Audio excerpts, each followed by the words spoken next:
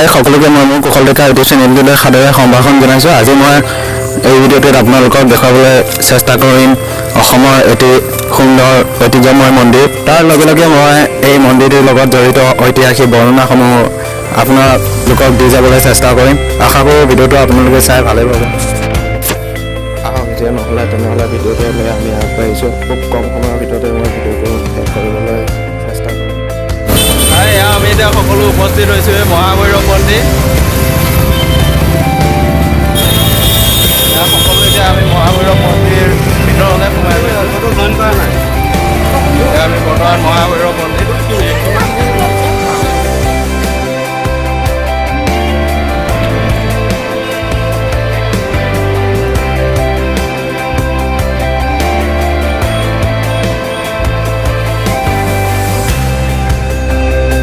এই মন্দিৰটো তেজপুৰ চহৰৰ উত্তৰ পাৰত এটি সৰু টিলাৰ ওপৰত অৱস্থিত। কথিত আছে যে এই মন্দিৰটি দ্বাপৰ যুগতে অৰ্থাৎ ভগৱান শ্ৰীকৃষ্ণৰ দিনতে বানাসুৰ অৰ্থাৎ বান ৰজা নামেৰে এগৰাকী অসুৰে এই ঠাইতে শিলেৰে এই মন্দিৰটি নিৰ্মাণ কৰিছিল।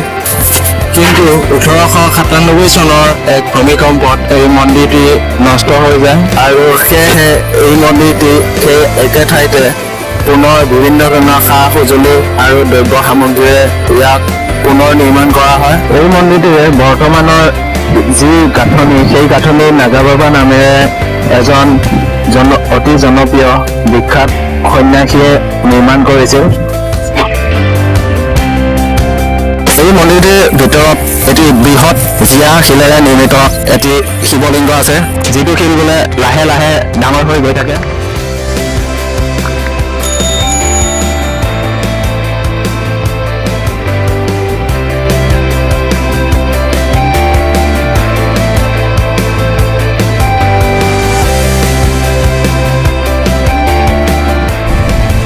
এইটো হৈছে মহাভৈৰৱ মন্দিৰ।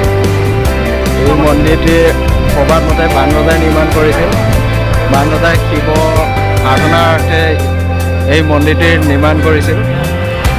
প্ৰবাদ মতে তেওঁৱে প্ৰথম ইয়াত লিংগ পূজা আৰম্ভ কৰিছিল আৰু বান ৰজাৰ জীয়ৰী গোসাঁই এই মন্দিৰত সদায় আৰাধনা কৰিবলৈ আহিছিল। এইটো হৈছে সেই বান ৰজাই নিৰ্মাণ কৰা মহাভৈৰৱ মন্দিৰ। আমি এতিয়া ভিতৰলৈ সোমাই যাওঁ। এয়া মহাভৈৰৱ মন্দিৰৰ ভিতৰ।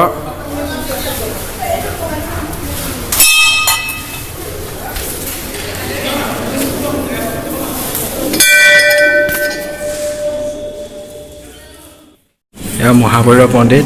এতিয়া আমাৰ এই বাইদেউ এতিয়া ইয়াত চাকি জ্বলাইছে আৰু সকলোৱে এতিয়া এই চাকি জ্বলাই পেলাই ভগৱানক আৰাধনা কৰিবলৈ লৈছে।